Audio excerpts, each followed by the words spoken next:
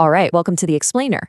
Today we are diving deep into the world of Indian public art. But we're not heading to a fancy museum or some stuffy gallery. No, we're going to the streets to explore some of the most widespread artistic traditions you have ever seen.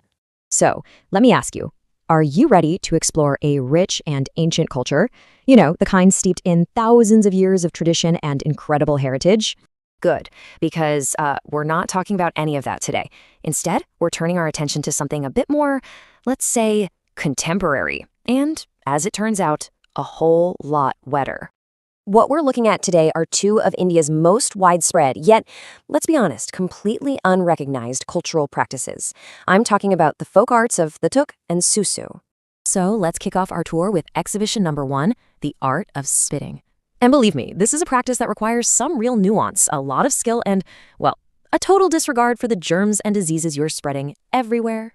So what is Thuk culture exactly? Well, if you look at how our sources define it, it's the sophisticated art of public expectation. It's actually described as a type of performance art, super rich in tradition, and get this, it's executed with a whole variety of distinct styles. And it turns out that most practitioners, or artists, tend to specialize. You've got your 3 primary styles: the long distance, the corner specialist, and the wall painter. Let's break down what makes each one so special. Okay, first up, we have the long-distance spitter. I mean, just look at this technique. The whole emphasis here is on stealth and projection. The goal is to release their contribution from way over there and then just casually walk away like nothing happened. Never caught. A true master of the craft, right? Next up, the corner specialist. Now, this artist is described as being a little more considerate. Yeah. Instead of just dirtying an entire street, they pick one specific corner and dedicate all of their work to that single spot. And the result? This highly concentrated, really vibrant monument to their ongoing efforts. And finally, we've got the most visually striking style of them all, the wall painter. Now, these artists often chew pan or tobacco, which helps them create these really vibrant organic pigments. And then they find a nice, clean public wall to use as their canvas, completely transforming it with their unique, colorful expression. And this just illustrates the outcome perfectly. As one of our sources sarcastically puts it, the artist can just stand back, admire their handiwork, and think, behold, you have turned the wall into a beautiful canvas. I mean, talk about a transformative act. And that brings us to our second major exhibition of the day. If you thought that last one was ambitious, just wait. Get ready for the truly innovative methods of Susu culture, or as you probably know it, public urination. In this field, we find 4 distinct schools of thought. Each one has its own philosophy, its own approach to the art form. You've got the soloist, the duet, the ensemble, and then for the real connoisseurs, the high-level performance. So first, the soloist. Their stage of choice is a nice, desolate wall. And hey, if they're seen, well, according to the unwritten rules, that's on the audience. It's their fault for looking. Then you have the duet. This one's for those really close friends. The ones who believe every single activity is better when it's shared. But if you're looking for a truly communal experience, you have to see the ensemble. This is community art at its absolute peak.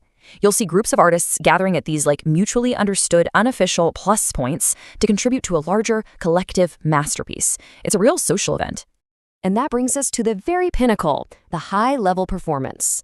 Look, while an amateur might go find a quiet little corner, a true, respected person, think a politician or some official, they perform right out in the open. Sometimes, as you can see here, they even have bodyguards to make sure their artistic process isn't disturbed. Now that is a power move. So, at this point, you're probably wondering, are there any rules to this game? Anything governing these public exhibitions? Let's take a quick look at the relationship between the law and the artist. So back in 2018, a law was actually passed to deal with public spitting. Okay, seems like a step in the right direction, right? And yet, here is the number of people you, me, or anyone else actually knows who's been punished under this law for spitting on the street. A big, fat 0. Nothing. So, what gives? Well, the answer lies in this absolutely brilliant legal loophole. See, the law only applies if you spit directly on someone's clothes or their property. The street, the walls, the corners? Nope. Those are still a free-for-all canvas, completely open to any and all artists. So, where does this all leave us? What's the future of public art? With such a, shall we say, supportive legal framework, what's next for these vibrant and growing cultural phenomena? Well, it seems there's a modern advantage. The mandatory mask, ironically, offers the thunk artist perfect anonymity. They can practice their craft, just lower their mask for a split second to make their contribution, and poof, no one ever knows who the artist was. It's innovation at its finest, really.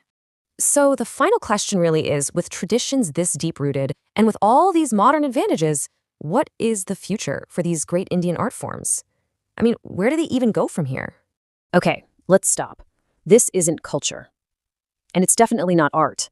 It is a disgusting, dangerous public health hazard that spreads filth and disease. The satire, the joke, it all stops right here. This behavior has to end. The joke is over.